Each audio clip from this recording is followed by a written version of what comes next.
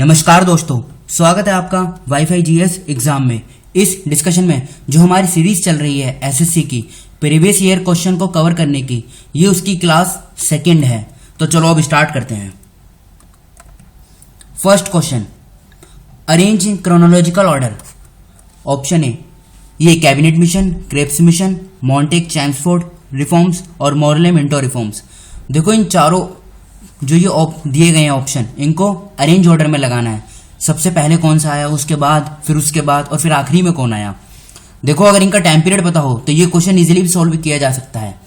जैसे आपको पता है कैबिनेट मिशन ये 1946 में आया, और ये मोरले मिंटो रिफॉर्म्स ये कब आया, ये 1909 में आया, और ये जिसे मॉन्ट चैम्सफोर्ड रिफॉर्म्स भी बोला जाता है ये आया 1919 में।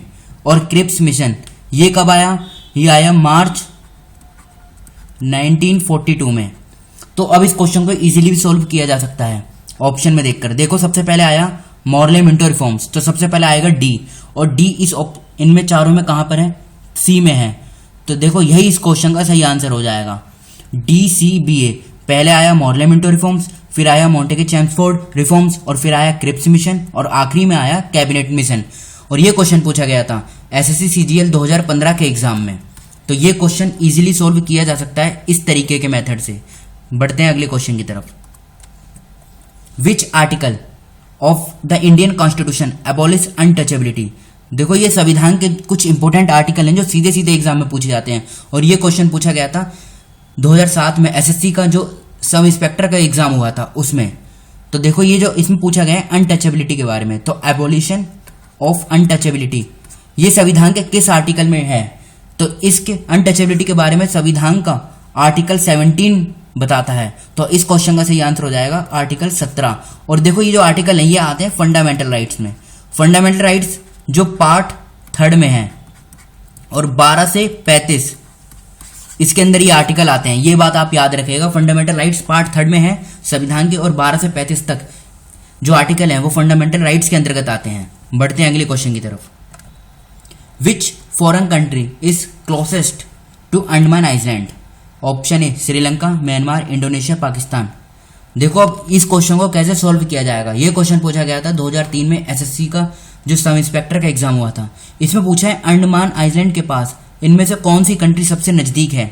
देखो अंडमान निकोबार की जो लोकेशन है ये है, ये देखिए आप, ये अंडमान निकोबार की लोकेशन है। अब श्रीलंका की लोकेशन ये श्रीलंका है, म्यांमार कहां पर है, ये म्यांमार है, इंडोनेशिया ये इंडोनेशिया की लोकेशन है, और पाकिस्तान ये पाकिस्तान है।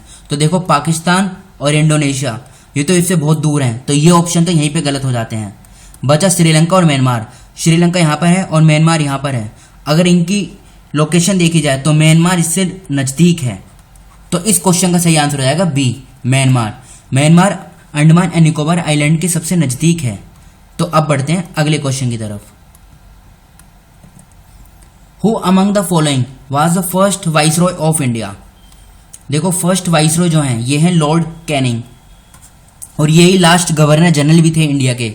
इनका जो टाइम पीरियड है, इनका टाइम पीरियड है 1856 से लेके 1857, और फिर ये वाइसरॉय बना दिए गए, तो इनका टाइम पीरियड फिर बढ़ गया। ये फिर इनका टाइम पीरियड हुआ 1858 से लेके 1862 के बीच, ये इनका टाइम पीरियड है। और एक बात आप याद रखेगा, 1857 का जो विद्रोह हुआ था, 1857 की जो क्रांति हुई थी वो इन्हीं के टाइम पीरियड में हुई थी, लॉर्ड कैनिंग के टाइम पीरियड में। ये क्वेश्चन भी पूछा जाता है एग्जाम में कि जब 1857 का रिवोल्ट हुआ था तो उस समय गवर्नर जनरल कौन थे भारत में, तो वो थे लॉर्ड कैनिंग। ये इस क्वेश्चन का सही आंसर है। बढ़ते हैं अगले क्वेश्चन की तरफ। Who was the last ruler of Lodhi dynasty. देखो लोधी डायनेस्टी ये दिल्ली सल्तनत से हैं। दिल्ली सल्तनत में 5 डायनेस्टी थी। कौन कौन सी? सबसे पहले स्लेव डायनेस्टी, फिर आई खिलजी डायनेस्टी, फिर तुगलक, फिर आई सैयद, और आखिरी में आई लोधी डायनेस्टी। और यहाँ पूछा गया है लोधी डायनेस्टी के आखिरी रूलर कौन थे। देखो अगर इनका टाइम पीरियड देखा जाए तो टाइम पीरियड लोधी डायनेस्टी का जो था ये था कितना, 1451 से लेके 1526। ये बात आप याद रखेगा। देखो जो पूरा टाइम पीरियड है इसका दिल्ली सल्तनत का, ये टाइम पीरियड कितना था, 1206 से लेके 1526, और उसके बाद में 1526 के बाद में मुगल डायनेस्टी की स्थापना शुरू हो जाती है, इनका रूल शुरू हो जाता है। इसमें पूछा लोधी डायनेस्टी के आखिरी रूलर। अब 1451 से लेकर 1526 के बीच में इनका टाइम पीरियड था। सबसे पहले इसके जो फर्स्ट रूलर हैं ये थे बहलोल लोधी। इनका टाइम पीरियड क्या है, 1451 से लेकर 1489 के बीच में। फिर आते हैं इसके बाद सिकंदर लोधी। इनका टाइम पीरियड है 1489 से लेके कितना 1517।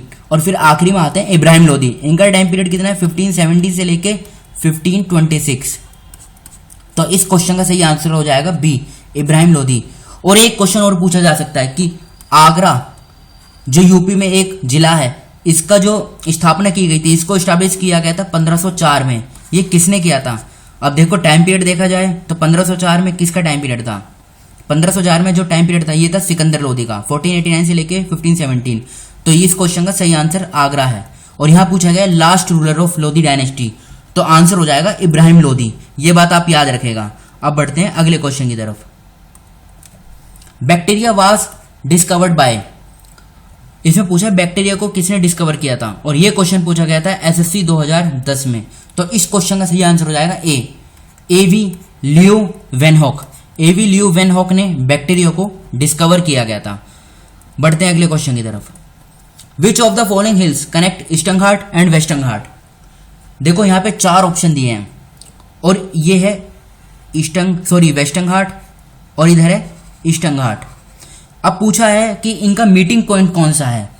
देखो इसमें ये जो 4 लोकेशन दी गई हैं, इनका अगर आपको लोकेशन पता हो इन हिल्स का, तो ये क्वेश्चन सोल्व किया जा सकता है। देखो अरावली, जैसे अरावली कहाँ पर है? ये राजस्थान में और दिल्ली में है, ऊपर अरावली है। फिर आता है विध्यान और सतपुरा, ये यहाँ पर है मध्य प्रदेश और गुजरात के पास। और नीलगिरी है साउथ में यहाँ पर। और ये नीलगिरी जो है ये तमिलनाडु, केरला और कर्नाटका, इन तीनों के बॉर्डर पर है। और यहीं पे एक इंपॉर्टेंट टाइगर रिजर्व भी है, सत्यमंगलम टाइगर रिजर्व। ये क्वेश्चन एग्जाम में पूछा जाता है कि सत्यमंगलम टाइगर रिजर्व ये भी इनके ये ईस्टर्न घाट और वेस्टर्न घाट के बॉर्डर पर ही है। तो इस क्वेश्चन का सही आंसर हो जाएगा सी, नीलगिरी हिल्स। ये बात आप याद रखिएगा। ये क्वेश्चन काफी बार एग्जाम में पूछा जाता है कि ईस्टर्न घाट और वेस्टर्न घाट का जंक्शन पॉइंट क्या है, तो वो है नीलगिरी हिल्स। अब बढ़ते हैं अगले क्वेश्चन की तरफ।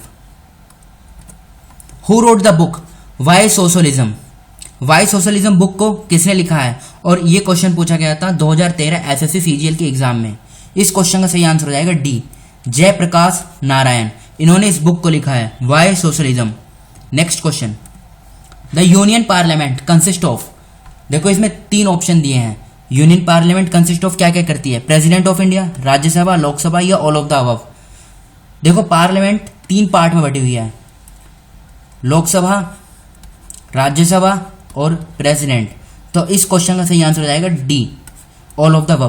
प्रेसिडेंट जो है वो मेंबर नहीं होते लोकसभा राज्यसभा के, ये इंटीग्रल पार्ट है पार्लियामेंट का।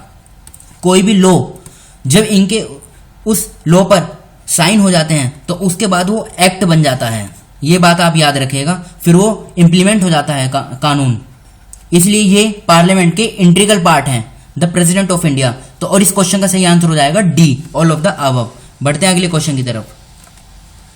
विच one of the following states has the longest coast line? देखो यहाँ पे 4 ऑप्शन दिए गए हैं, महाराष्ट्र, तमिलनाडु, गुजरात और आंध्र प्रदेश। और पूछा गया है इनमें से सबसे ज्यादा कौन सा राज्य अपनी बाउंड्री समुद्र के साथ टच करता है। अब देखो इनकी लोकेशन, गुजरात यहाँ पर है, तमिलनाडु यहाँ पर है और महाराष्ट्र यहाँ पर है, आंध्र प्रदेश यहाँ पर है। इनमें से सबसे ज्यादा जो बाउंड्री समुद्र के साथ बनाता है वो है गुजरात राज्य है। और इस क्वेश्चन का सही आंसर हो जाएगा सी, गुजरात। कितनी बनाता है? अराउंड 1600 किलोमीटर के करीब। अगर टोटल बाउंड्री देखें भारत की समुद्र के साथ कितनी टच होती है, तो ये होती है 7516.6 किलोमीटर अप्रोक्स। ये बात आप याद रखेगा। ये ऑप्शन में हो सकता है 7517 किलोमीटर, तो ये भी ठीक है।